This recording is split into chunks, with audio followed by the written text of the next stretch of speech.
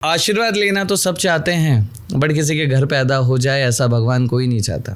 जिन्हें साधु संतों से भी ऊंचा दर्जा मिलता है, जो कहते हैं शिव जी का रूप है, उन्हीं की प्रतिमूर्ति यहाँ पर है हमारे समाज के बीच में। अगर मैं लड़का होती तो शायद आज मैं ऐसे आपके सामने बैठती नहीं। कुछ ऐसी लड़कियां जिनको लड़कियों में इंटरेस्ट रहता है, लेस्बियन जिसे कहते हैं अपना, कि वो लोग साथ में रह सकते हैं, कोई भी कैसे भी जी सकता है। Challenging the validity of gay sex and gay sex is not a crime. धारा 377 को लेकर सुप्रीम कोर्ट ने आज अपना फैसला दे दिया है। दो वयस्कों के बीच सहमति से समलैंगिक संबंध बनाना अब अपराध नहीं है। ये चीज़ मुझे समझ में आई कि नहीं तनीषा, तेरी सोल कुछ अलग है और तेरा शरीर कुछ अलग है। एक बच्ची तो थी मैं, जहाँ पे मुझे गाइडेंस की ज़रूरत थी, बट किसी ने नहीं करी। अगर मैं मेरे पास को याद करती हूँ आज, तो एक मुझे सदमा लगता है कि मैं ऐसी ज़िंदगी जी कैसे गई। फैमिली ने क्या स्टेप उठाया उसके बाद? डॉक्टर के पास ले जाया गया, मुझे दवाइयाँ दिलाई गई। या ट्रांसजेंडर के जीवन में प्यार, प्रेम, संबंधों का, रिश्तों का महत्व क्या रहता है? बचपन से कभी प्यार नहीं मिला भाई साहब। इंसान को जिस चीज़ की कमी होती है वो उसी तरफ भगता है ना भाई साहब। तो हमें सिर्फ प्यार चाहिए होता है। समाज स्वार्थी था कि हम पैदा हुए तो हमें छोड़ दिया गया, इस डर के मारे कि समाज क्या कहेगा, लेकिन समाज गलत नहीं था। तो इसलिए मेरा आगे का गोल है इस समाज को एक करना, हिंदुत्व का महत्व समझाना, सनातन धर्म का महत्व समझाना और पूरी ज़िंदगी धर्म के साथ में जीना। नमस्कार, स्वागत है आप सभी का हमारे पॉडकास्ट द ट्रू टॉक पर। आज मैं बहुत ही ज़्यादा खुश हूँ क्योंकि मैं आज एक ऐसे विषय को कवर करने जा रहा हूँ जो मैंने कभी सोचा भी नहीं था, जिसके बारे में न जाने कितनी ही गलतफहमियों का शिकार मैं खुद भी हो रखा था, जो ये समाज भी है। आज उससे हकीकत से रूबरू होंगे, एक ऐसे शख्सियत के साथ में, एक ऐसी शख्सियत के साथ में जिन्हें साधु संतों से भी ऊंचा दर्जा मिलता है, जो कहते हैं शिव जी का रूप है। शिव जी ने जो अर्धनारीश्वर रूप धारण किया, वो उन्हीं की प्रतिमूर्ति यहाँ पर है हमारे समाज के बीच में। लेकिन उनका जीवन किस तरह से रहता है, पता नहीं कितने ही अनगिनत कहानियाँ सुनी होंगी यूट्यूब और अन्य सोशल मीडिया के माध्यम से, लेकिन बहुत सारे मिथ्स एंड फैक्ट्स के बीच में आज हम सच्ची बातें जानेंगे, सच क्या है।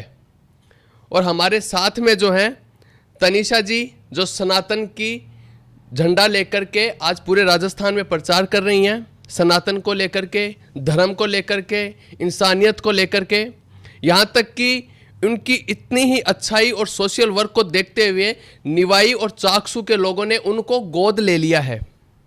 उन्होंने अपनी बेटी बनाया है, किसी ने अपनी बहन बनाया है, जिनको हम न जाने कितने ही अलग अलग रूपों में किस चीज़ के लिए देखते हैं। उनको आज समाज किस तरह से अपना रहा है, क्या चल रहा है, आज हम जानेंगे। लेकिन एक और सबसे बड़ी चीज़ है कि कहा जाता है कि इनका आशीर्वाद बहुत बहुमूल्य होता है। तो आज के पॉडकास्ट की शुरुआत भी मैं खुद भी इसी से करूंगा, तनीषा जी का आशीर्वाद लेकर के। स्वागत है तनीषा जी आपका हमारे पॉडकास्ट पर, और मैं चाहूँगा कि आप मुझे आशीर्वाद दें। राजी रहो, खुश रहो, माता रानी करे हमें हमेशा बरकत हो तुम्हारी। जी, कैसे हैं आप? मैं बिल्कुल अच्छी हूँ और मैं बहुत खुश हूँ कि आज आपने मुझे यहाँ पे इनवाइट किया, आज मेरे समाज के लिए कुछ अनसुनी और सच्ची बातें करने के लिए यहाँ पर, और उसके लिए मैं बहुत शुक्रगुजार हूँ आपका। उसके लिए तहे दिल से धन्यवाद आपका। जी बिल्कुल, आप एक हमारे ही समाज का, हमारे ही परिवार का हिस्सा होते हुए भी एक सोच ने ऐसा अलग कर रखा है कि जिसके बारे में मैं खुद भी बहुत ही इच्छुक हूँ कि उसके बारे में सच्चाई जानूँ। अभी मैंने शुरुआत की आपसे आशीर्वाद लेकर के। ऐसा कहा जाता है कि आपकी बोली कभी अचूक नहीं जाती। इसके बारे में सबसे पहले मैं जानना चाहूँगा, यहीं से शुरुआत करना चाहेंगे। मैं इसके लिए ये कहूँगी कि जो देखिए हमारा जन्म, जब ब्रह्मा जी, एक छोटी सी कहानी है इसकी, जब ब्रह्मा जी सृष्टि का निर्माण कर रहे थे, ब्रह्मा विष्णु महेश जो हमारे भगवान हैं, तो जब मनुष्य के अंदर जब पुरुष का जन्म हुआ और महिला का जन्म हुआ, तो वो इस संसार के जीवन चक्र को चलाने के लिए हुआ। लेकिन अचानक ही उस समय एक हमारी उत्पत्ति हुई, किन्नर की ब्रह्मा जी से उत्पत्ति हुई, और ब्रह्मा जी बहुत उस समय असमंजस में आ गए थे और शिव जी के पास गए और उन्होंने कहा कि इसका मैं क्या करूं, क्योंकि ये तो सृष्टि चला नहीं सकता, ये ना महिला है ना पुरुष है, तो इसका हम क्या करें। तब शिव जी भगवान ने कहा कि जो भी होता है अच्छे के लिए होता है, और शिव जी भगवान ने हमें अपने अंदर समावेश लिया, इसलिए शिव जी भगवान को अर्धनारीश्वर कहा जाता है। जी। और उसके बाद हमें धरती पे भेजा गया था सिर्फ ब्रह्मचर्य और सनातन धर्म के लिए, कि हम आजीवन धर्म प्रचार करेंगे, लोगों का भला करेंगे। और जैसे कि आपने भी सुना होगा कि प्रभु श्री राम जब वनवास पे गए थे तो हमारा ही समाज वहाँ 14 वर्ष तक उन्हीं के साथ में हमने भी वनवास, हमारे पूर्वजों ने वनवास काटा है वहाँ पे। तो राम जी ने हमें आशीर्वाद दिया था कि इस कलयुग के अंदर जो भी हम बोलेंगे, जो भी हम किसी को आशीर्वाद देंगे वो फलेगा। लेकिन यहाँ पर एक सच मैं ये भी बता दूं कि आशीर्वाद तो फलेगा, लेकिन इसी में ये होता है कि वो इंसान सच्चा, अच्छा और ब्रह्मचर्य के रास्ते पे और पूर्ण रूप से एक, जिसे अपन कहते हैं, प्योर सोल भी होना ज़रूरी है। जी। आज इसी आशीर्वाद के नाम पे भाई साहब मैं ये कहूँगी कि एक अंधा बिजनेस भी चल रहा है कि लोग 1 रुपये का सिक्का दे के 500 का नोट ले भी लेते हैं। ऐसे भी कुछ हमारी कम्युनिटी के अंदर कुछ लोग हैं जिन्होंने इस चीज़ को, क्योंकि कलयुग है, यहाँ पे सब कुछ पॉसिबल है, तो आशीर्वाद के नाम पे काफ़ी बड़े बड़े बिजनेस भी चल गए हैं, हमारे किन्नर समाज के अंदर भी चल रहे हैं ये। तो मैं इसमें लोगों को एक ही चीज़ कहूँगी कि विश्वास करो, बट उस विश्वास को अंधा मत करो। हम सब एजुकेटेड हैं, किन्नर समाज का जन्म ऐसा है कि वो पूर्ण रूप से समाज के लिए समर्पित है। जी, आपने बताया किन्नर समाज और उन चीज़ों के बारे में। हम कुछ चीज़ें जानना चाहेंगे आपसे, शुरुआत इसी चीज़ से कि किन्नर, ट्रांसजेंडर, जिनको अलग अलग शब्दों में जाने, गे, इन सब में क्या डिफरेंस है, इनका अर्थ, इनके मतलब कौन क्या है, इसके बारे में आप अगर खुल के बताएं। देखिए, एक कम्युनिटी बनाई गई है LGBTQAI+ कम्युनिटी। अच्छा। ये एक पूरी कम्युनिटी है जिसके अंदर L का मतलब है लेस्बियन, एक लड़की जो जन्म से एक लड़की के शरीर में है, बट उसे उसे लड़कियां पसंद है। अच्छा। तो उसे अपन लेस्बियन कहेंगे, उसका मतलब है L। जी का मतलब होता है गे, एक ऐसा पर्सन जो एक पुरुष के शरीर में है बट उसे पुरुष ही पसंद है, उसे गे कहेंगे। बी का मतलब है बाइसेक्सुअल, यानी कि एक ऐसा पुरुष या एक ऐसी महिला जिसे दोनों ही जेंडर पसंद है, यानी कि वो अपनी, उसका सेक्स ओरिएंटेशन मेल भी हो सकता है तो फीमेल भी हो सकता है, उसे हम बाइसेक्सुअल कहते हैं। इसके बाद आता है T4 होता है ट्रांसजेंडर। तो ट्रांसजेंडर को बेसिकली वैसे अपने इंडिया के अंदर ट्रांसजेंडर का हिंदी में शब्द अनुवाद किन्नर ही कहा जाता है, जहाँ पर कह दिया गया ट्रांसजेंडर है वो किन्नर है।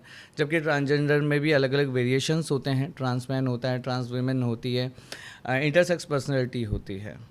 इसके आगे Q हो गया है, इसका मतलब होता है, Q का मतलब क्यूर, यानी कि ऐसे पर्सन जिनका जेंडर अभी वो खुद ही कंफ्यूज है, वो खुद ही कंफ्यूज है इस चीज़ के अंदर कि हम मेल हैं, फीमेल हैं, हम ट्रांस हैं, क्या हैं।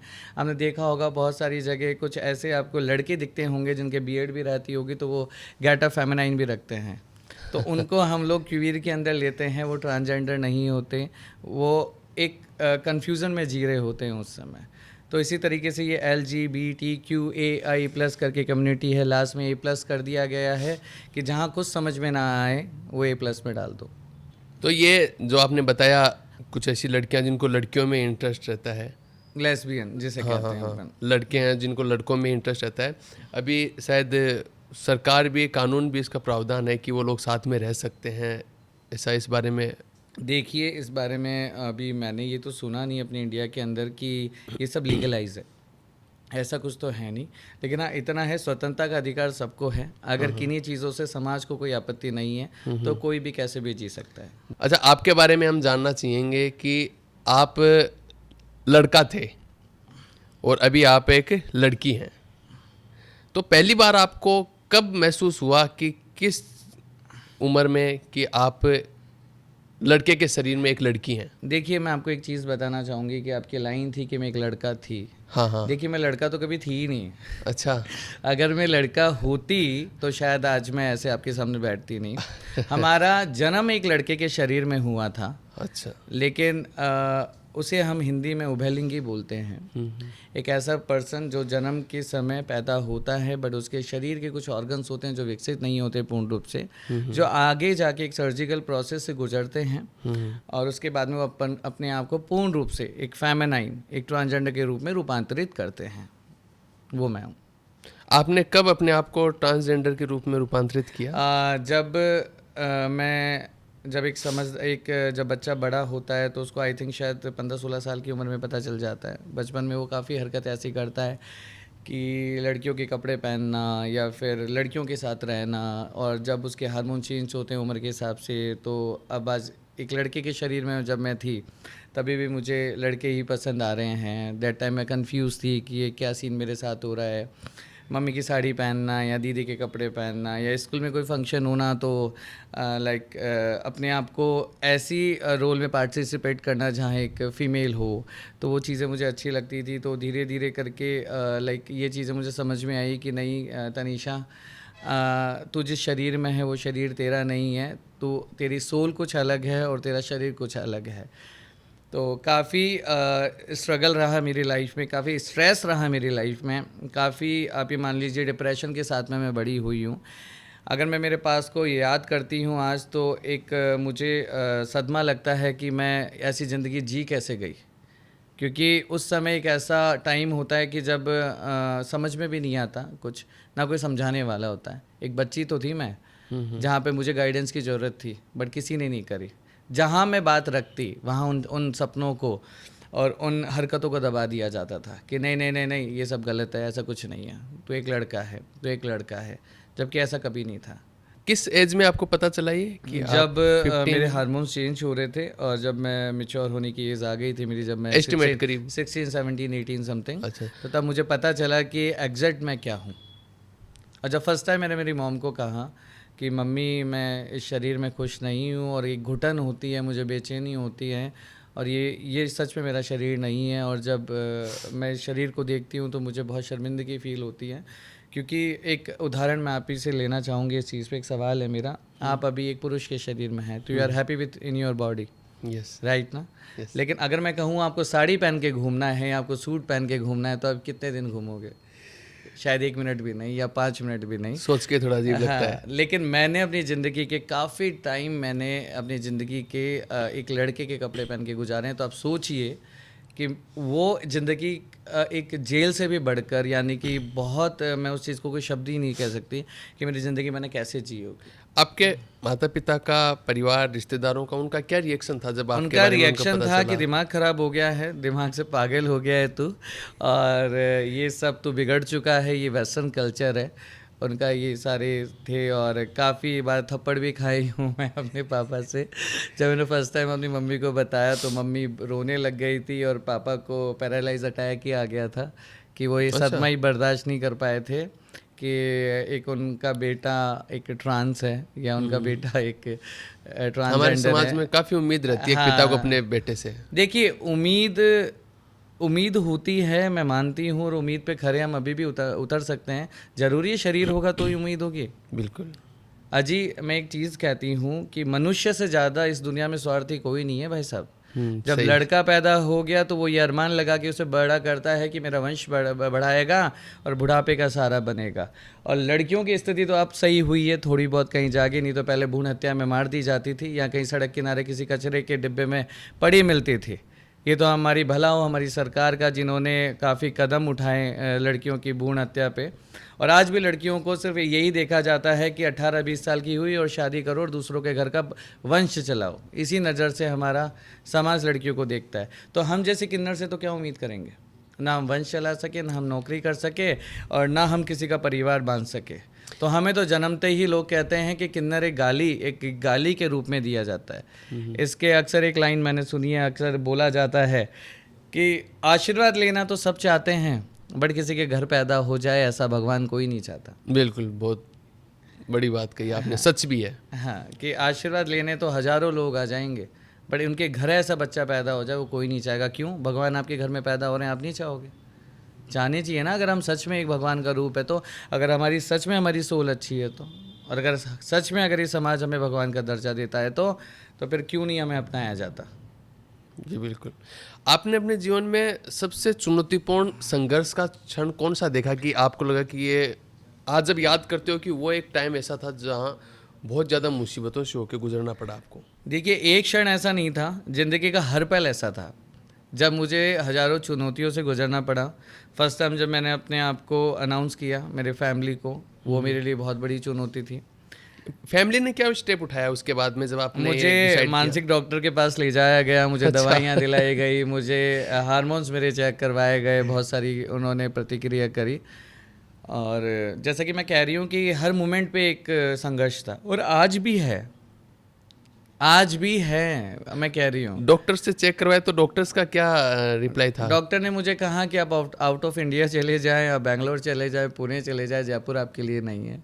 ये समाज और ये जयपुर के लोग आपको कभी नहीं समझेंगे, क्योंकि राजस्थान में रूढ़िवादी नीतियाँ जानी जाती हैं। आप जो हो आप सही हो, बट मैं आपके माँ बाप को नहीं समझा पाऊँगा, तो इससे अच्छा है कि आप अपनी ज़िंदगी जियो और आप कहीं बाहर सेटल हो जाओ। बट मेरी लड़ाई थी कि तनीषा तो बाहर सेटल हो जाएगी, लेकिन तनीषा की तरह उसकी कितनी हज़ारों बहनें होंगी जो हर दिन चुनौतियों से लड़ रही होगी, तो उनके लिए कौन सोचेगा।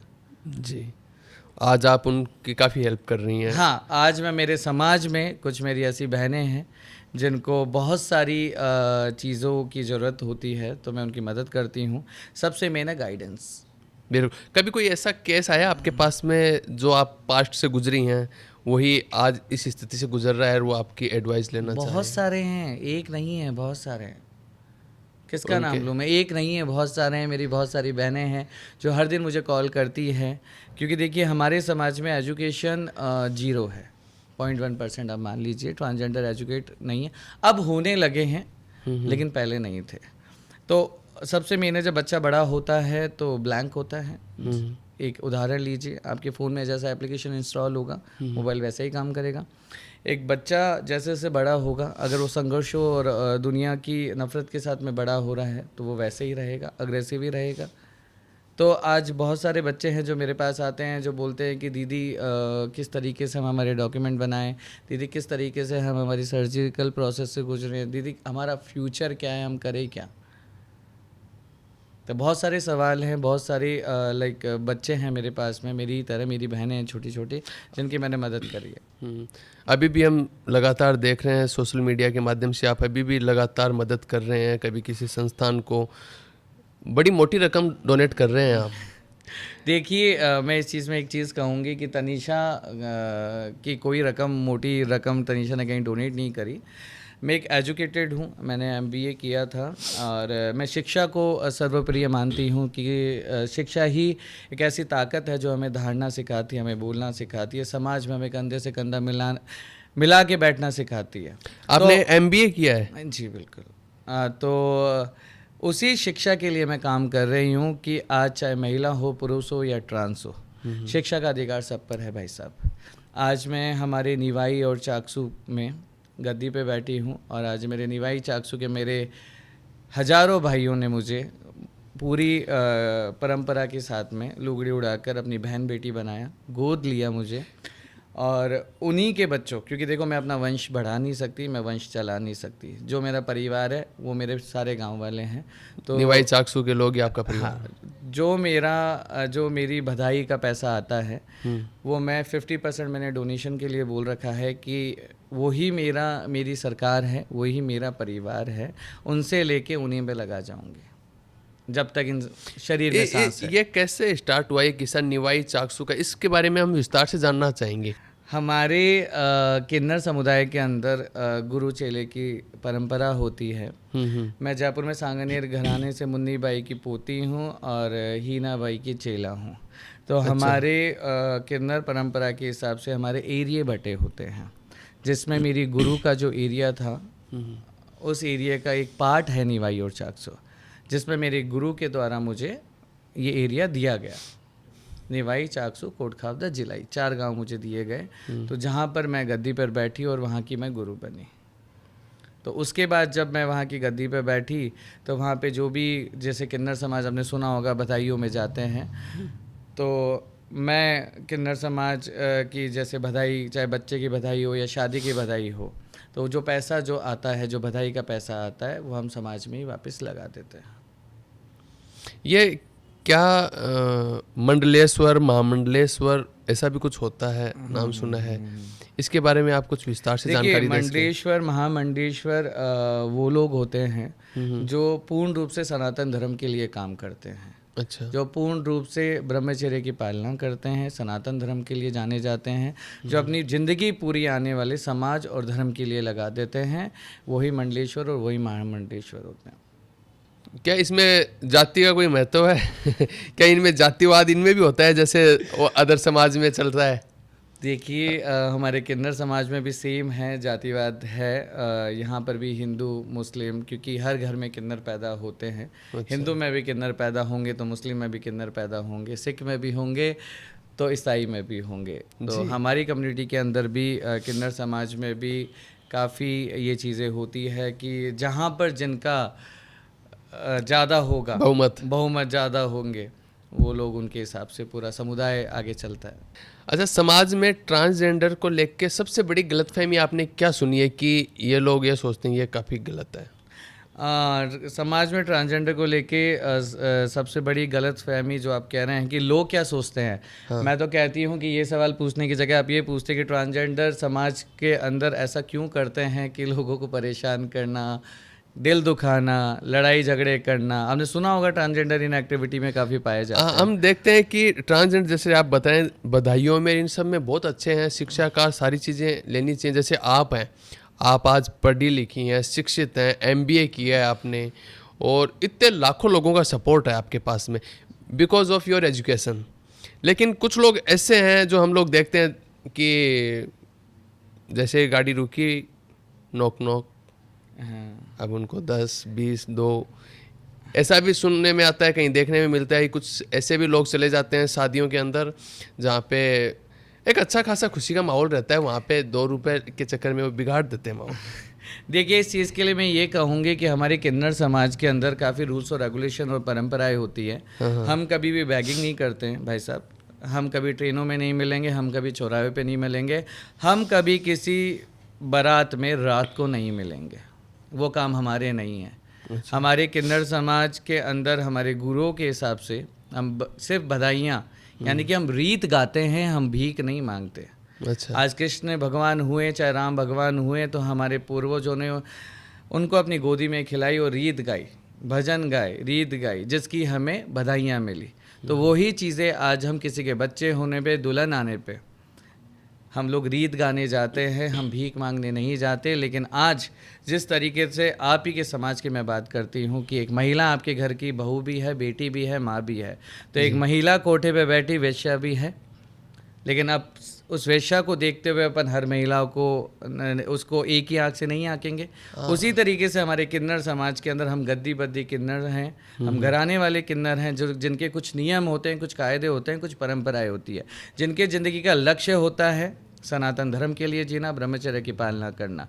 जो ये बैगिंग कर रहे हैं, जो ये भीख मांगते हैं ट्रेनों में, बसों में, चौराहे पे, या फिर आजकल शादियों के अंदर बहुत ज़्यादा हो रही है ये चीज़ें कि शादियों में जाते हैं, वहाँ पे बदतमीज़ी करते हैं, हंसी खुशी के माहौल को ख़राब करते हैं। तो हम किन्नर कभी ऐसा काम ही नहीं करते भाई साहब। ये उसी वैश्या की तरीके से हमारे यहाँ पे भी अनाथ किन्नर होते हैं, जिनको किसी घर के अंदर रहना पसंद नहीं, उन्हें अपनी मौज मस्तियों में रहना पसंद होता है, जो किसी घराने में आना नहीं चाहते, किसी गुरु को अपनाना नहीं चाहते, क्योंकि गुरु को अपनाएंगे तो गुरु शिष्य को शिष्य के हिसाब से रखेगा, सही राह दिखाएंगे, शिष्य को शिष्य के हिसाब से रखेंगे। लेकिन उन्हें आज कलयुग है भाई साहब। फिर ये लोग हैं कौन जो सड़कों पे रहते हैं, जो ट्रेनों में मिलते हैं, आजकल बसों में भी मिलते हैं? ये लोग मिक्सअप हैं मेरे हिसाब से। इसमें कुछ किन्नर भी हैं कि आज हमारे समुदाय में कोई चोरी कर लेता है, कोई किसी जजमान के घर पे जाके उन्हें परेशान करता है, तो हमारा जो समाज है उन्हें बायकॉट कर देता है, निष्कासित कर दिया, हटा देता है। वो लोग ये चीज़ें, वो लोग भी होते हैं। और दूसरे हैं कि आज कुछ पुरुष भी हैं जो हमारा रूप धारण करके समाज से बैगिंग का काम करते हैं। आपने देखा होगा दाढ़ी वाड़ी आ रही होती है, जबकि हमारे कोई दाढ़ी नहीं आती है, और मूछें आ रही होती है, और बिल्कुल आदमियों की तरह दिखते हैं, और गेटअप बिल्कुल महिलाओं का, और बहुत ज़्यादा मेकअप करके ये लोग रहते हैं। तो वैसा नहीं है, हम लोग ऐसे नहीं हैं, हम लोग बहुत साधारण लोग होते हैं।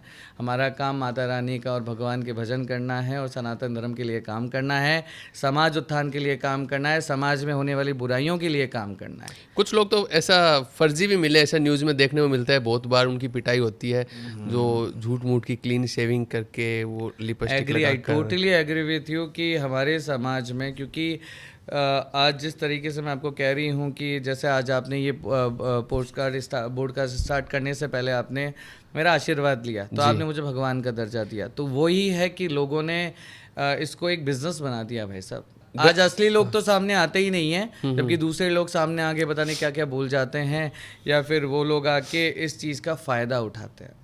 आज लोग डरते हैं किन्नरों से, आपको पता है, आज लोग डरते हैं। मैं कहीं जाती हूँ तो लोगों को डर लगता है कि यार ये लड़ ना ले, ये झगड़ ना ले, यार ये कोई अभिश्राप ना दे दे, ये श्राप ना दे दे यहाँ बैठी बैठी हमें।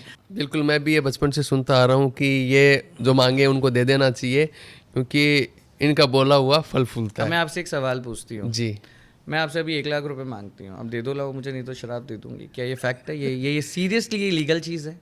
नहीं, ये गलत बात है भाई साहब। मैंने कहा ना, विश्वास करो हर चीज़ पे, मानो तो भगवान, मानो तो उस पत्थर की मूर्ति में भी भगवान है, ना मानो तो वो भी एक पत्थर की मूर्ति है। तो उसी तरीके से आज ये जो कहा जाता है कि किन्नर समाज का कोई किन्नर अगर कहीं जा रहा है तो जो मांगो वो दे दो, नहीं, ये गलत बात है। गरीब से गरीब की तरह, अमीर से अमीर की तरह। जी। अभी आपने बताया मंदिर, आपको भी कभी किसी मंदिर या सार्वजनिक स्थान पे जाने पे ऐसा किसी भेदभाव का सामना करना पड़ा कि यहाँ पे? मंदिर में तो नहीं किया गया, सार्वजनिक स्थानों पर ऐसा देखा जाता किसी है, सोशल प्लेस पे ऐसा देखा जाता है कि जैसे मैं कोई एलियन हूँ। अच्छा, कि बहुत बार ऐसा हुआ है कि ऐसा देखा जाता है कि यार मैं कोई एलियन हूँ, लोग इस तरीके से नोटिस करते हैं, क्योंकि किन्नर हर जगह दिखाई नहीं देते, बहुत कम होते हैं, तो इस वजह से। अच्छा, एक चीज़ ये भी सुनने में जनरली रहती है कि लड़कियाँ किसी भी लड़के को देख के बता सकती हैं कि इसका नज़रिया कैसा है। आप भी न जाने कितनी जगह हज़ारों लोगों के बीच में जाते हो, तो आपको क्या लगता है लोगों का कैसा नज़रिया रहता है आपको लेकर के? मेरा कहने का मतलब है कि देखो, मैं आपको एक चीज़ कहती हूँ, होता है कि यूनिक कोई वो आए, उनको उस नज़रिए से देखना। मैं आपको एक चीज़ कहती हूँ कि जैसे मैंने अभी ये कहा कि आज नीवाई चाकसू में टोटल पॉपुलेशन अगर हम 1.5-2 लाख भी माने तो 1.5-2 लाख लोग गलत तो नहीं हो सकते। बिल्कुल आज उन्होंने कुछ मेरे अंदर अच्छाई देखी होगी, तभी उस समाज ने मुझे गोद लिया। जी, आज सर्व हिंदू समाज की बेटी तनीषा सनातनी, जी, इस नाम से मुझे जाना जाता है। तो आज जो कह रहे हैं कि आपने जो सवाल पूछा उसमें कहा कि आपको किसी गलत नज़रिए से तो देखा नहीं जाता या आपके बारे में लोग गलत धारणाएं तो नहीं रखते, तो मैं एक चीज़ कहूँगी कि जिस तरीके से हर पुरुष सही नहीं है, हर महिला सही नहीं है, उसी तरीके से अब ज़रूरी है कि हर किन्नर समाज का हर किन्नर सही होगा। एक किन्नर की वजह से एक मछली पूरे तालाब को गंदा कर देती है। उसी तरीके से आज मैंने सुना है हमारे समाज के लोग बधाइयों के नाम पे जाके लोगों के साथ लूटपाट मचाते हैं। क्या ये चीज़ें सही है? नहीं, ये चीज़ें सही है? आज किसी गरीब के घर जाएंगे, वो उसकी इससे मोटी रकम डिमांड करना गलत। उसकी हिम्मत, वो हमें भगवान मान के एक दर्जा देके वो 1100 रुपये आगे रख रहा है या 5100 रख रहा है और हम उससे 51,000 मांग रहे हैं, तो ये चीज़ें सही है? नहीं। आप घर की स्थिति देख के तो लीजिए, और आप उस पैसे का कर क्या रहे हैं ये तो बताइए। उस पैसे को समाज में लगा रहे हैं तो बताइए। तो वही चीज़ मैं कह रही हूँ कि हमारा किन्नर समाज में भी बहुत सारे किन्नर ऐसे हैं कि 10 में से मैं कहती हूँ कि 8 किन्नर ऐसे हैं जो लोगों का दिल दुखा के बधाई लेते हैं, जिसकी वजह से आज लोग किन्नरों से डरने लगे हैं। इसमें लोगों की कोई गलती नहीं है, समाज की कोई गलती नहीं है। आज मेरा समाज मुझसे बहुत प्यार करता है, आज मेरा गाँव मुझसे बहुत प्यार करता है, लेकिन आज बहुत सारी जगह ऐसी है जहाँ पे मुझे नहीं जानते लोग, मैं सडन एकदम से जाती हूँ तो लोग डर जाते हैं कि अरे क्या है, नहीं नहीं नहीं ये बवाल कर देगी, यार ये नग्न अवस्था में आ जाएगी। ऐसा नहीं है। लोगों को कुछ अनएजुकेटेड किन्नरों ने डराया, धमकाया। समाज कभी गलत नहीं था भाई साहब, मैं मानती हूँ समाज सेल्फिश था, समाज स्वार्थी था कि हम पैदा हुए तो हमें छोड़ दिया गया इस डर के मारे कि समाज क्या कहेगा, लेकिन समाज गलत नहीं था। आज समाज में भी सोचने समझने की शक्ति है, वो अच्छाई और बुराई को देख के उसे अपना सकता है। और यही किन्नर समाज अगर दिल की भावना से, नेक दिल से, बिना स्वार्थ के अगर समाज के लिए जीने लग जाए ना, तो मैं कह रही हूँ पूरे इंडिया के अंदर एक ऐसा दिन नहीं होगा जब हर किन्नर को गोद नहीं लिया जाए और पूरा समाज उसके साथ खड़ा ना हो जाए। आपको लगता है कि पहले से ज़्यादा समाज अब स्वीकार करने लगा है इन लोगों को? मैंने वही कहा, मैंने आपको क्या कहा, आप फिर सवाल गलत पूछ। समाज हमें तब स्वीकारेगा ना जब हम अच्छे होंगे। समाज तो हमें तब स्वीकारेगा जब हम किसी की बहू लेके आते हैं, हम किसी की बेटी ब्याह के लेके आते हैं। अगर वो अच्छी नहीं है तो क्या उसको घर में रखेंगे हम? या क्या कहेंगे, बेटा या तो तू वापस चली जा, या ये अपने बेटे को कह देंगे तो अलग किचन कर ले, हमें तो इससे नहीं झेला जा रहा। तो मैं वही बार बार कह रही हूँ कि ट्रांसजेंडर कम्युनिटी में मैं खुद मेरी कम्युनिटी को बहुत अच्छे से जानती हूँ, जो सिर्फ पैसे के चक्कर में लोगों का दिल दुखाती है, तो क्या उसे समाज अपनाएगा? पहले ट्रांसजेंडर को खुद सुधरना होगा, खुद सभ्य बनना होगा, खुद शिष्टाचार के रूप में रहना होगा, खुद को अपने आप को शिक्षित करना होगा। बहुत बार कहा जाता है कि ट्रांसजेंडर को पढ़ने नहीं दिया जाता, कॉलेज में नहीं बैठने दिया जाता। सवाल है ये। आज ये नॉन कॉलेज नहीं कर सकते, तुम्हें पढ़ना ही है तो घर बैठ के नहीं पढ़ सकते हो। नॉन एजुकेशन भी तो है जिसे अपन प्राइवेट बोलते हैं। 8वीं की भी है ओपन यूनिवर्सिटियाँ, 10वीं की भी है, 12वीं की भी है। तो बार बार ये नारे क्यों लगाए जाते हैं कि हम ट्रांसजेंडर को बैठने नहीं दिया जाता, हम ट्रांसजेंडर को पढ़ने नहीं दिया जाता। अरे जिसको पढ़ना है ना वो 1000 रास्ते निकाल लेगा। वो बराबरी के हिस्से की बात करें कि उनको साथ में बराबर बैठ के पढ़ने नहीं दिया अब तो हो गया ना। अब तो 2019 में जो transgender welfare board transgender protection act आया था, उसके अंदर तो हो गया समानता का अधिकार, चाहे कानून हो, चाहे शिक्षा हो, चाहे कोई भी चीज़ हो। अब तो सरकार काम कर रही है, अब तो हो गया है। लेकिन मैं अभी भी एक चीज़ कह रही हूँ, जिसको पढ़ना है भाई साहब वो पढ़ लेगा। कि आपको कैरियर में, एजुकेशन में आपकी पहचान को लेके आपको कोई बाधा या मतलब प्रॉब्लम क्रिएट हुई, इश्यू? प्रॉब्लम तो काफ़ी क्रिएट हुई।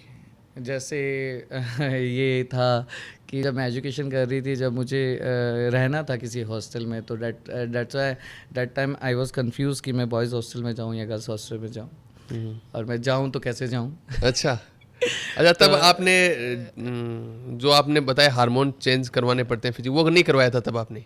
मैं एक लड़के के रूप में पूरी पढ़ाई मैंने करी, और उसके बाद में मैंने अपने आप को पूर्ण रूप से अपने जो वास्तविक शरीर था उसमें बदला। लेकिन उससे पहले भाई साहब चैलेंज बहुत था, और मैंने पढ़ाई किसी सरकारी नौकरी के लिए नहीं करी। मैंने पढ़ाई किसी के कहने का मतलब है कि मेरी पढ़ाई के पीछे मेरा लक्ष्य सिर्फ एक था कि मुझे समाज के साथ कंधे से कंधा मिला के काम करना है, और आने वाले जो हमारे समाज के लोग हैं उनकी मदद करनी है। आप पहले लड़का थे?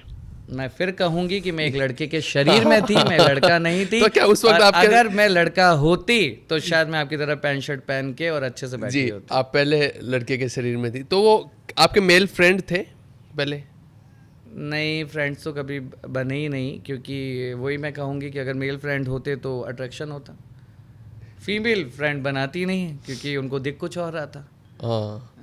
एक साफ और शुद्ध शब्द में आपको फिर से समझाना चाहूँगी कि जब मैं जन्मी थी तब मैं एक उभयलिंगी शरीर में थी, मेरे सेक्सुअल ऑर्गन विकसित नहीं हुए थे, और मुझे बहुत पहले पता चल गया था कि मैं थी क्या। इसलिए मैंने अपनी एजुकेशन कंप्लीट करी, क्योंकि मुझे समाज में कंधे से कंधा मिलाना था। और जब मेरी एजुकेशन कंप्लीट हुई तब मैंने अपने आप को पूर्ण रूप से मेरे वास्तविक शरीर में बदला। और ये हर एक किन्नर की कहानी है। अगर इसको और भी ज़्यादा समझना चाहते हैं तो अभी रिसेंटली गौरी सावंत जो है हमारी आइडल है हमारे किन्नर समाज में, जिसने काफ़ी लड़ाई करी थी सुप्रीम कोर्ट से और जीती भी है, और उसके बाद में ही ये ट्रांसजेंडर प्रोटेक्शन एक्ट वगैरह उसी के बाद में आया है। ये जब हमें समानता का अधिकार दिया गया। उनकी बायोग्राफी पे एक मूवी बनी है ताली करके, जो वेब सीरीज है, सुष्मिता सेन की है। तो आप उसे देखिए, उसे समझिए, वो हर किन्नर की कहानी है जी। अच्छा, ये उन्हीं की देन है जो आज किन्नरों के लिए जो जितने राइट्स मिले सुप्रीम कोर्ट से उनसे? बिल्कुल, ये उन्हीं की ही देन है। काफ़ी लोग तो लोकल में ऐसे भी हैं जो उनका क्रेडिट अपने नाम पे ले रहे हैं कि हमने करवाया, किसी का नाम तो नहीं लेना। ये मैं कह रही हूँ ना कि मीडिया को भी अपने ऊपर थोड़ा सा होमवर्क करना चाहिए कि आज कोई भी आकर इस कुर्सी पे बैठ के कुछ भी बोल के चला जाए तो ये भी गलत है जी। वो अपने नाम से क्रेडिट बना लेते हैं, हाँ हमने लड़ाई की, लड़ाई किसी और ने लड़ी है। लड़ाई किसी और ने करी है, लड़ाई गौरी सावंत ने करी थी, और बाकायदा उसमें मूवी भी बनी है, बायोग्राफी बनी है, और अभी रिसेंटली उन्हें सम्मानित भी किया गया था दिल्ली के अंदर, और वो तो एक आइडल है हमारी किन्नर समाज की। अच्छा, जो सामान्य जीवन में जो एक परिवार होता है उसमें प्यार, प्रेम, रिश्ते उन सब का एक महत्व होता है निभाना। क्या किन्नर के जीवन में या ट्रांसजेंडर के जीवन में प्यार, प्रेम, संबंधों का, रिश्तों का महत्व क्या रहता है? आज मेरी ज़िंदगी के अंदर मैं मेरी बताऊंगी, प्यार, रिश्ते और हर चीज़ की अहमियत आपकी ज़िंदगी से भी ज़्यादा है। बचपन से कभी प्यार नहीं मिला भाई साहब, तो प्यार के लिए मैं आज भी तड़पती हूँ, चाहे वो भाई का हो, चाहे बहन का हो, चाहे माँ का हो, चाहे बाप का हो। और इसीलिए आज मैं मेरे गांव और मेरी बस्ती के लोगों को, उन्हीं के अंदर मेरे माँ बाप ढूंढ लेती हूँ, उन्हीं के अंदर मेरे भाई ढूंढ लेती हूँ, उन्हीं के अंदर मेरी बहनें ढूंढ लेती हूँ, और सबसे प्यार करती हूँ। किसी को दुख में नहीं देख पाती, और जहाँ कोई दुख में दिखता है तो वहाँ तकलीफ़ मुझे होती है। इंसान को जिस चीज़ की कमी होती है वो उसी तरफ भगता है ना भाई साहब। जिसके पास पैसा नहीं है वो पूरे दिन भर पैसा पैसा कहेगा। हमें तो बचपन से प्यार नहीं मिला, तो हमें सिर्फ प्यार चाहिए होता है। जी, हर इंसान को एक एक्सपेक्टेशंस होती है किसी से। आपको यही एक्सपेक्टेशंस इस समाज से कि बस एक मान सम्मान और प्यार मिले? मुझे समाज से यही उम्मीद है कि आज हम भी आपके बच्चे हैं और आज इसी समाज के कारण एक माँ को उनके बच्चे से अलग किया गया था, और आज इसी समाज से ये उम्मीद है कि ये समाज ऐसा हो जाए, और आज मेरे किन्नर समाज से भी ये उम्मीद है मुझे कि हर किन्नर ऐसा हो जाए तो समाज को अपना माँ बाप मान के प्यार करे। तो ये समाज और ये किन्नर समाज जब एक दूसरे से मिले तो कोई बच्चा अपने घर से अनाथ नहीं होगा। अगर आपको सरकार से या सुप्रीम कोर्ट से, कानून से, संविधान से कुछ चेंजेस करवाना हो तो क्या ऐसे नियम आप या क्या ऐसा बदलाव लाना चाहेंगे जिससे किन्नर समाज की काया पलट हो जाए, या फिर मैं ये कहूँ कि जो सामान्य समाज के साथ तालमेल एक लय में हो? देखिए, सरकार ऑलरेडी हमारे लिए बहुत कुछ कर रही है, लेकिन वो चीज़ें किताबों में है भाई साहब। अभी वो चीज़ें एक्टों में है, वो अभी तक प्रैक्टिकली आया ही नहीं है। जैसे सुप्रीम कोर्ट ने ये अनाउंस कर दिया था 2014-15 के अंदर, एक्ट बन गए थे 19-20 में, बट अभी तक उन चीज़ों पे काम नहीं हुई, क्योंकि सरकार काम करती है वोट बैंक पे, बट ट्रांसजेंडर वोट बैंक है ही नहीं ना। ओबीसी श्रेणी में डाल रखा है। ओबीसी श्रेणी में क्यों डाल रखा है ये भी मुझे समझ में नहीं आया, जब हम पिछड़ी जातियों से ज़्यादा पिछड़े हुए हैं। ना हमारा माँ बाप है, ना हमारे भाई बहन हैं, हम पूर्ण रूप से अनाथ हैं। ठीक है, फिर पिछड़ी श्रेणी में क्यों डाला गया हमें? नहीं, यानी कि ओबीसी में क्यों डाला गया? हमें ST SC से भी नीचे कोई श्रेणी होती है ना, आदिवासियों वाली, हमें उसमें डालना चाहिए, क्योंकि हमारा तो कोई है ही नहीं, और ये सरकार ने हमें ओबीसी में डाल रखा है। दूसरी चीज़ कि समाज ने हमारे लिए बहुत सारे एक्ट बनाए हुए हैं, बट उनको एप्लीकेबल ही नहीं किया गया। ट्रांसजेंडर वेलफेयर बोर्ड बनाया गया, उसका गठन ही नहीं हुआ अभी तक बीजेपी के आने के बाद में। तो सारी चीज़ें सरकार ने किताबों में नोट कर दी है, बट अब जो करंट सरकार है वो क्या करेगी? पूरे दिन वो महिलाओं पे काम करेगी, वो पुरुषों पे काम करेगी, क्योंकि 5 साल बाद उन्हें फिर आना है। मैं कह रही हूँ ना, every human person are selfish. आज सरकार में भी तो महिलाएं और पुरुष ही तो हैं। कोई किन्नर है क्या जो कहाँ की कोई MLA बनी पड़ी है हमारे राजस्थान में? नहीं तो किन्नर होती तो वो खुद अपने समाज को भी उठाती ना साथ में। जी, किन्नर समाज को राजनीति में अग्रिम पंक्ति में लाना चाहिए। मैं बिल्कुल ये कहूँगी कि अगर बात राजनीति की जाए तो किन्नर समाज को राजनीति में आना चाहिए। जो किन्नर ऐसे हैं जो पूर्ण रूप से समाज उत्थान के लिए काम करना चाहते हैं, जो पुरुष, महिला और किन्नर सभी को एक श्रेणी में और एक नज़र से देखते हैं, क्योंकि किन्नर से बड़ा संत कोई नहीं है भाई साहब। बिल्कुल, क्योंकि एक इंसान, एक पॉलिटिशियन अपने लिए, अपने बच्चों के लिए, अपने रिश्तेदारों के लिए वो चीज़ें बनाता है, उस चक्कर में उसको घोटाले भी करने पड़ते हैं। लेकिन किन्नर एक ऐसा है जिसके लिए पूरा समाज ही अपना परिवार है, तो उन पैसों को अच्छे से खर्च कर सकेगा। आज मैं एक चीज़ कहूँगी कि कोई भी बिजनेसमैन हो या कोई भी आज एम्प्लॉय हो या कोई राजनेता ही क्यों ना हो, वो क्या करता है कि कोई भी काम करने से पहले अपने बच्चों को देखेगा, अपनी बीवी को देखेगा, अपने माँ बाप को देखेगा। बिल्कुल, 50% इधर करेगा तो 50% इधर करेगा। बट आज जैसे अपने नरेंद्र मोदी जी भी हैं, अपने योगी जी भी हैं, बहुत सारे APJ अब्दुल कलाम थे जिन्होंने देश के लिए कितना कुछ किया। क्यों किया? उन्होंने सिर्फ देशभक्ति उनमें क्यों थी? क्योंकि उनका कोई नहीं था। उन्होंने पूरी शक्ति देश को आगे लगाने में कर दी। तो इसी तरीके से काफ़ी सारे लोग हैं। तो उसी तरीके से आज अगर मैं कहती हूँ कि मेरा समाज अगर आगे आएगा ना, तो किन्नर कुछ ऐसे एजुकेटेड किन्नर, मैं ये नहीं कहती सारे किन्नर, क्योंकि 10 उंगलियाँ सेम नहीं होती भाई साहब। कुछ ऐसे किन्नर जो अच्छे हो, जिसमें देश भावना हो, जिसमें हिंदू धर्म के लिए प्रति सद्भावना हो, वो अगर आगे आते हैं, पॉलिटिक्स में आते हैं, तो मैं कहती हूँ देखना एक दिन समाज ही बदल जाएगा। तो इस चीज़ का आप कुछ मांग रखना चाहेंगे सरकार से, क्योंकि अलग अलग कास्ट को, SC ST को रिजर्वेशन मिल रखा है सीटों में भी, कि इतनी सीटों पे इस जाति के लोग लड़ेंगे। हमें ट्रांसजेंडर को OBC में डाल रखा है ना, लेकिन मैं सरकार से यही कहूँगी, अगर मैं कभी मिली किसी से तो, कि हमें किस बेसिस पे आपने तुलना करके OBC में डाला है, पहले तो ये जवाब दीजिए। हम तो पिछड़ों से ज़्यादा पिछड़े हुए हैं, हम तो खुद अपनी ज़िंदगियों में लड़ते हैं, झगड़ते हैं, और जो संघर्ष कर पाते हैं वो आगे निकल जाते हैं, और जो संघर्ष कर नहीं पाते हैं उनको मार दिया जाता है, वो मर जाते हैं। आपके भी नेक्स्ट गोल क्या हैं जो आप करना चाहती हैं? मेरे नेक्स्ट गोल है इस समाज को एक करना। ये समाज एक होगा ना, अपने राजस्थान में जातिवाद बहुत ज़्यादा है भाई साहब, बिल्कुल, बहुत ज़्यादा, मैं कहूँगा राजस्थान से ज़्यादा शायद ही कहीं होगा। जातिवाद बहुत ज़्यादा है और पॉलिटिक्स भी पूरी जातिवाद पे ही हो रही है। और मैं चाहती हूँ कि यहाँ सिर्फ एक ही जाति हो, वो हो सिर्फ हिंदू जाति। और ये सारी जातियाँ जिस दिन ये समझने लग जाए ना कि हम हिंदू हैं, मैं कह रही हूँ हमारा इंडिया कहाँ से कहाँ पहुँच जाएगा, हमारा समाज कहाँ से कहाँ पहुँच जाएगा। तो इसलिए मेरा आगे का गोल है इस समाज को एक करना, हिंदुत्व का महत्व समझाना, सनातन धर्म का महत्व समझाना और पूरी ज़िंदगी धर्म के साथ में जीना। अच्छा, जातियों में बटे हुए इन लोगों के अलग अलग जाति के अलग अलग संगठन बना रखे हैं, तो ये इन सबको बंद होना चाहिए फिर आपके नहीं, मेरे हिसाब से पर्टिकुलर अलग अलग जातियों के जो संगठन है वो कंटिन्यू रहे। आज मैं जैसे तनीषा, मैं सर्व जाति की बेटी हूँ, सर्व हिंदू समाज की बेटी।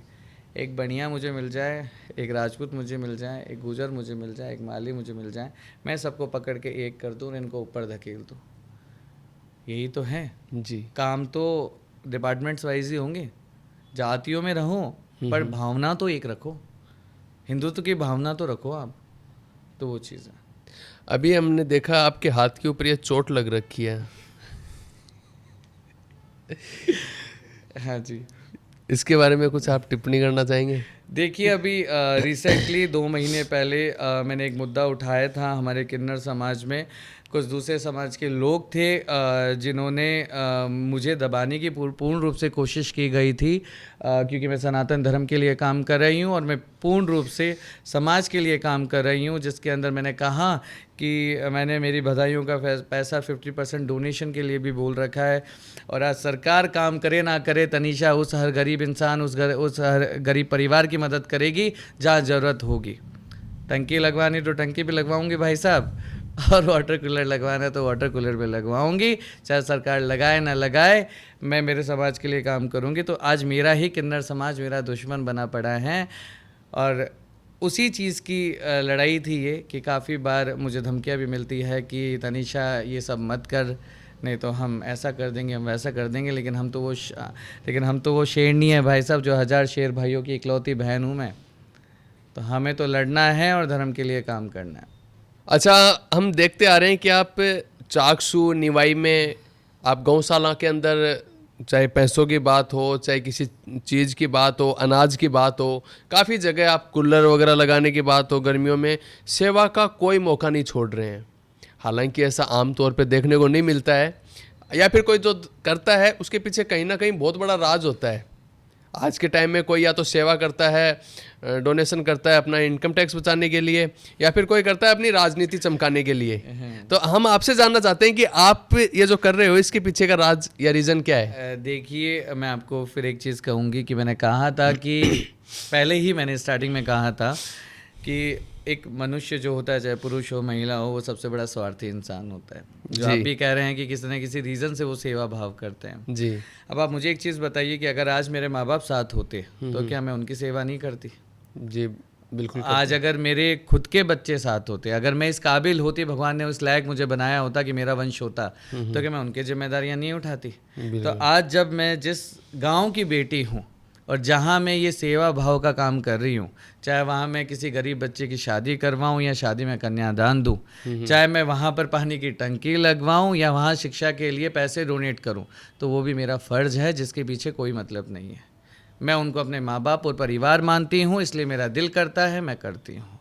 और दूसरी चीज़ आपने कही गायों की सेवा करना, तो हमारी गायों में ही हमारे समस्त देवी देवता हैं, सुना है आपने? जी बिल्कुल। तो गायों की सेवा करने से मुझे वो पुण्य की प्राप्ति हो जाए कि भगवान करे, मेरी माता रानी करे, अगले जन्म में या तो पुरुष बनाए या महिला बनाए, बीच में ना लटकाए। तो इसीलिए मैं ये सेवा भाव मेरे परिवार के लोगों के लिए करती हूँ, क्योंकि आज वही मेरे माँ बाप है, वही मेरे भाई बहन है और वही मेरे बच्चे हैं। जी, ये सवाल इसलिए भी पूछा हमने क्योंकि आजकल इतनी सेवा पॉलिटिशियन भी नहीं करते, जबकि उनकी जेब से कुछ नहीं जाता, सरकार का खर्च करना पड़ता है, वो भी जनता का पैसा जनता पे खर्च करने से कहीं ना कहीं बचते हैं, अपना बचाना होता है। अच्छा, एक मूवी आई थी ताली मूवी, जिसका जिक्र आपने अभी किया भी था, उसमें कहा गया था कि बजाऊंगी नहीं बजवाऊंगी। उससे पहले पता नहीं कितने इंसिडेंट्स हुए होंगे, कितनी सारे लोगों के साथ अन्याय हुआ, किसी को अधिकार नहीं मिला, किसी को अपने राइट्स नहीं मिले, तो उसके माध्यम से बहुत अच्छी अच्छी चीज़ें देखने को मिली। सुष्मिता सेन जी ने उन्होंने अभिनय किया है। बिल्कुल। तो ऐसी मूवीज़ के बारे में आप क्या कहना चाहेंगे? देखिए, मैं ऐसी मूवीज़ के लिए यही कहना चाहूँगी कि आज जो ताली मूवी बनी थी, गौरी सावंत की बायोग्राफी थी जो हमारी आइडल है जी। और सुष्मिता सेन ने उनको रिप्रेजेंट किया उसके अंदर। तो ऐसी मूवी बनना बहुत ज़्यादा ज़रूरी है क्योंकि समाज में जागरूकता लाना बहुत ज़रूरी है।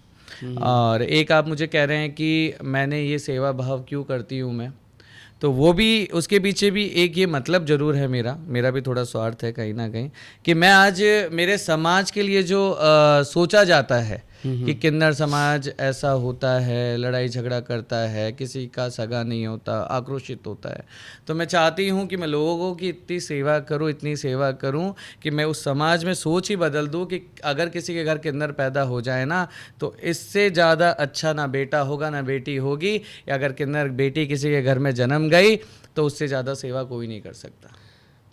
मेरे ख्याल से उसे अभिशाप न मान के ईश्वर का प्रसाद समझना चाहिए, वरदान माना जाए, वरदान माना जाए। जी, आपने आज हमसे बात किए, बहुत अच्छा लगा। न जाने कितनी ऐसी गलतफहमियां मेरे अंदर भी थी और जो अभी समाज में होंगी वो सब आपने आज काफ़ी हद तक दूर की हैं। एकदम सही सही बातें हमें बताए हैं, द ट्रू टॉक, सच्ची बातें हमने आज सच्ची बातें की हैं। बिल्कुल। वैसे तो आपकी जो बोली है वो सटीक जाती है, भविष्यवाणी, लेकिन हम भी आज ईश्वर से प्रार्थना करते हैं कि जिस तरह से आपने बताया है कि किन्नर समाज के बारे में किन कठिनाइयों से गुजर रहा है और कितनी अच्छी चीज़ें भी हैं और समाज किस तरह से सपोर्ट भी करता है, और इसीलिए हम आज ईश्वर से ज़रूर प्रार्थना करता हूँ मैं महादेव से कि अगली बार जब हमारी मुलाकात हो, नेक्स्ट पॉडकास्ट जब शूट हो, तो आप किन्नर वेलफेयर बोर्ड की आप चेयरमैन हो, ये हम दुआ करते हैं महादेव से। बाकी हालांकि बोली आपकी लगती है, लेकिन कभी कभी हमारी भी सुन लेते हैं। कहते हैं कि 24 घंटे में एक बार तो ऐसा होता है कि माँ सरस्वती जुबा पे बैठी होती है, क्योंकि आपके संघर्ष, आपके एजुकेशन के बारे में, और मैं काफ़ी इंस्पायर हुआ आज आपसे मिल के, देख के कि एजुकेशन लेकर इंसान क्या कुछ नहीं कर सकता। क्योंकि मैं आज देखता हूँ कि एक लोग हैं जो कहीं पे किस तरह से हरकतें करते हैं, और आज आपको देखता हूँ कितने मान सम्मान से, मुझे रियल में प्राउड फील होता है आपको देख के।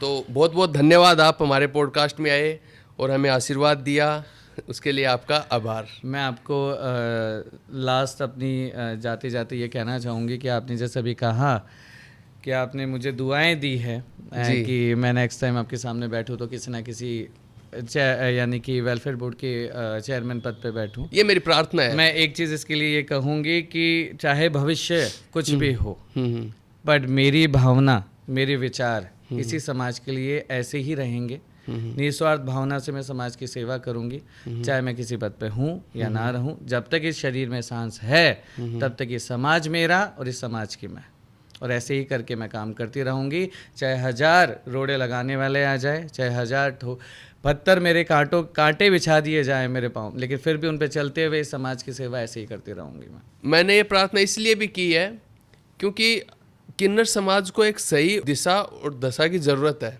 जो आप आज चाकसू निवाई में इतने अच्छे अच्छे काम कर रहे हैं, हमने वहाँ पे पता किया कि आप कितनी सेवा में काम कर रहे हैं, हर एक को अपना समझ रहे हैं। तो हम चाहते हैं कि आप उस बोर्ड के अध्यक्ष बनकर ना सिर्फ चाकसू निवाई बल्कि पूरे भारत भर में जितने भी ऐसे लोग हैं जिनको सही राह दिखाएं, उन्हें एजुकेशन में सबसे इम्पोर्टेंट चीज़ आज आपके अंदर, मेरे को तो माँ सावित्रीबाई फुले की छवि दिखाई देती है।